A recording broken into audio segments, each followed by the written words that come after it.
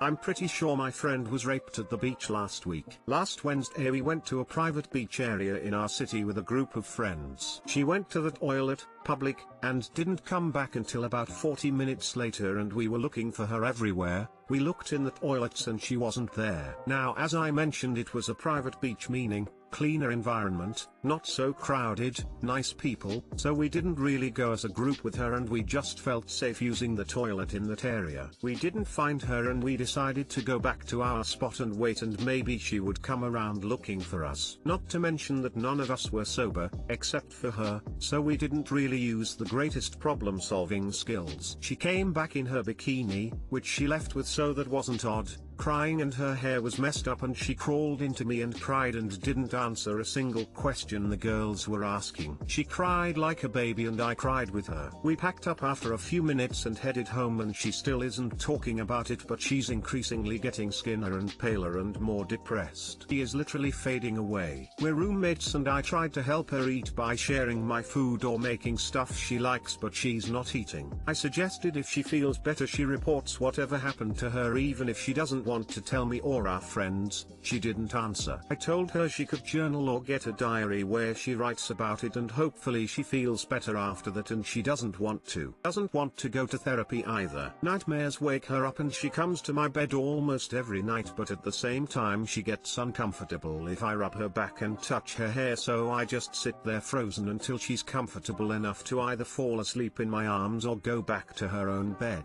What can I do? It breaks my heart to see her like this, so jumpy and scared. Edit, I will call a hotline and ask for advice, and I will give her details to contacting sexual assault and rape hotlines and forums herself. Thank you.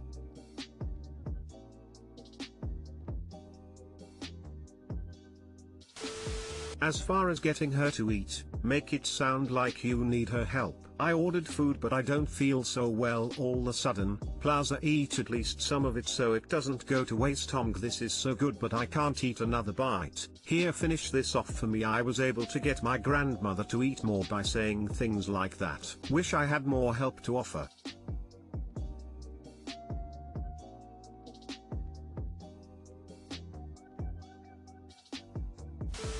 This is so heartbreaking. I am going to keep this short because this is very triggering for me due to my own unfortunate experiences. From what you have written, it sounds like she doesn't want to be alone. Be with her whenever she is home when you can. Sleep in the same room together. Just stay together even if it means that you are sitting in silence. Just your presence is helpful, trust me. I would also tell her something along the lines of, hey, I know you don't want to talk about what happened yet, but I want you to know I am here for you and will be by your side. If you ever feel like my presence if too much, just let me know and I will go with no questions asked. You did the absolutely right thing to contact a rape hotline and get professional advice. I commend you for your compassion and empathy for you, friend. Just make sure that when she is ready, she gets the help she needs. It may take her time to open up, and that's okay.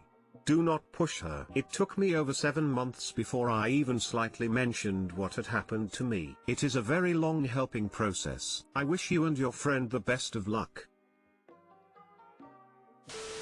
You are outside of your depth. She needs professional help. Support groups, hospital, and police. And is her family in the picture at all? You could talk to a sexual assault support group and see what they would recommend as far as helping her process this.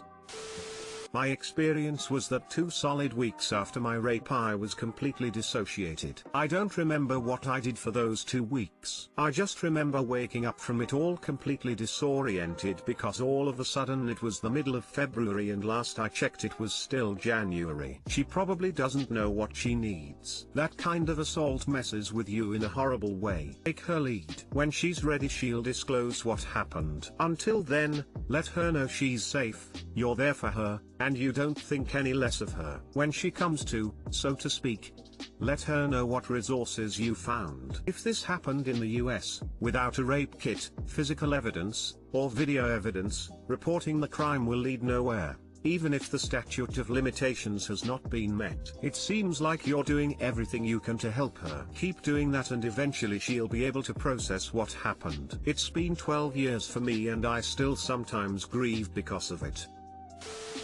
I, 23M, turned down a friend who asked me out, 24F, because she wasn't there for me in the past.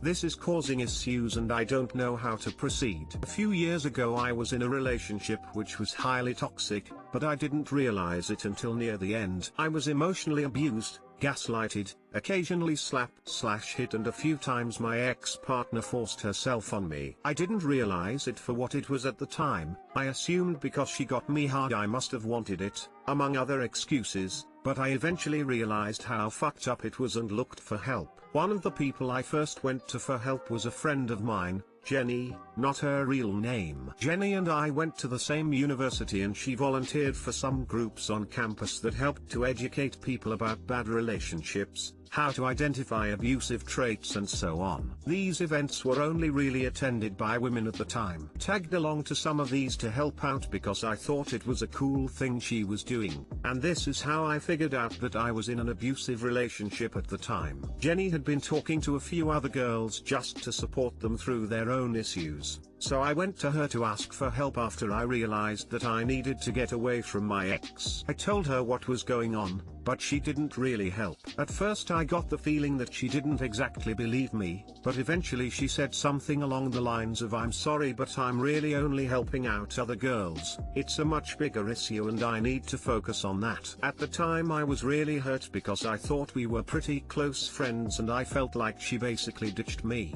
But I don't know. She sent me a few links for organizations to talk to but basically refused to discuss it any further with me. I found help elsewhere and got over it, and we remain friends through that. It was strained at the start, but now things are mostly back to normal. The issue is, a week ago she asked me out. Turns out she's had a crush on me for a little while, and after her most recent breakup, short-term relationship, she decided she would confess, I guess. While I'm happy being her friend, I don't think I could ever see her in a romantic light. I asked her for help and she basically shut me out, and that just makes me feel like I could never be emotionally intimate with her. After I rejected her she wanted to know why. Dodged the question for a bit, but eventually told her and she basically went, "Really? That's why?" and seemed sort of offended. Now she's acting cold to me, and some of our mutual friends have also been giving me weird looks. Some of my other friends, including two who helped me through my last relationship when Jenny didn't, have been really supportive though, thankfully. How am I meant to navigate this now? I just want things to go back to normal and forget about it, since it's bringing back some pretty unpleasant memories. It'd be fine if everyone just forgot about it, but judging by how Jenny and some of our other friends are reacting, it doesn't look like that's going to happen anytime soon.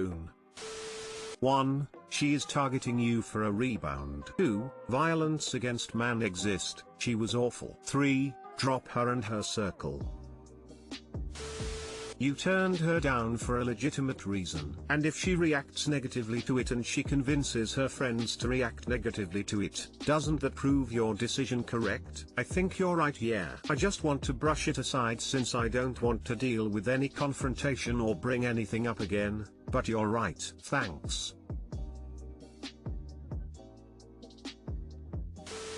Your reason for turning her down is totally legitimate, but here's the thing, no matter the reason you turned her down, she isn't entitled to a date with you. You said no and that's all she deserved. It seems Jenny would be just as toxic as your ex. Perhaps this isn't a friendship worth saving.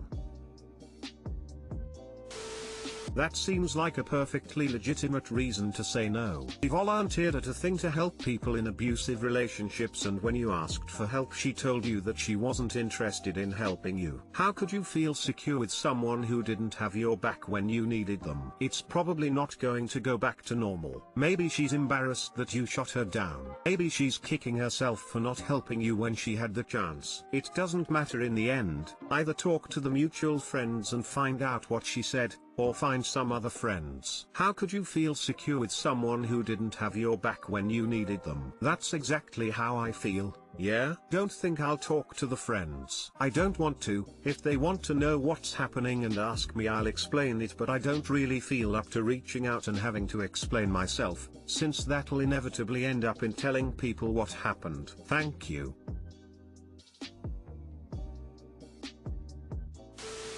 First of all, you were right to reject her, and if your friends act this way you need a new friend group. I work for a college, I am a chef, and every day people come into my kitchen and tell me about their woes. Maybe it is the kitchen setting, but they talk while I cook, and never have I ever dismissed someone's issues based on their gender. Drives me crazy how often men's issues are brushed aside or not taken seriously. Stand fast and stick to your beliefs, and if they want to act cold then they are not real friends.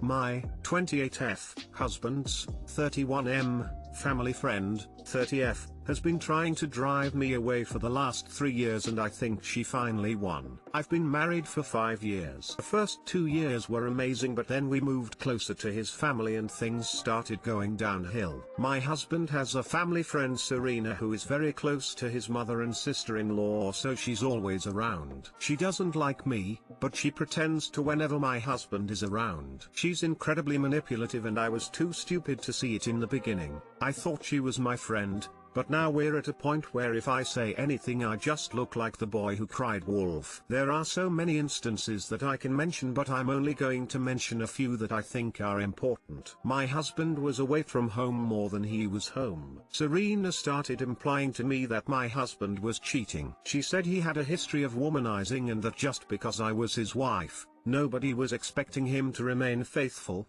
But she was telling me because we were friends. I tried really hard to ignore her, but when someone is constantly whispering things in your ear, you start to wonder. I eventually confronted him, and it didn't end well. That caused a huge crack in our relationship and he started becoming more closed off. There were other instances where she would tell me my in-laws liked this or that, knowing that if I did those things, I would offend them and embarrass my husband. She would tell me things like everyone was saying that my husband wouldn't have married me if he hadn't got me pregnant, and that he acted too rash by marrying me so quickly. I ended up miscarrying, and that he would pay for that mistake for the rest of his life. It made me feel like my in-laws all hated me and also like they were happy that I miscarried, so I started withdrawing from them. Eventually, I realized what her game was, and I started telling my husband, but he never believed me. It was always, I've known her all my life, she wouldn't do that or say that. It also didn't help that she was whispering in his ear too, and he believed her. Our relationship is very rocky now. I found out I was pregnant again 3 months ago. We only recently told everyone,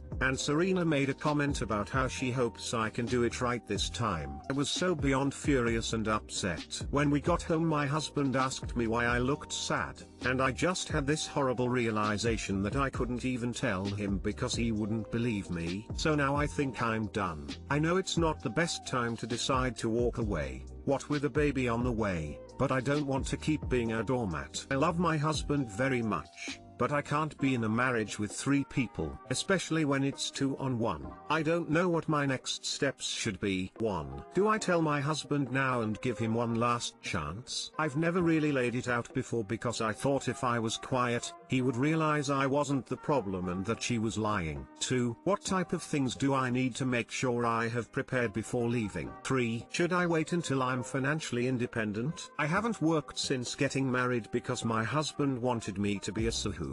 4. If people ask, should I be honest about Serena's involvement or keep the details private? Thank you in advance for the help! Exclamation mark. Too long didn't read. My husband's family friend has been causing issues in our relationship for the past 3 years in an attempt to drive me away. I've finally had enough and want to walk away.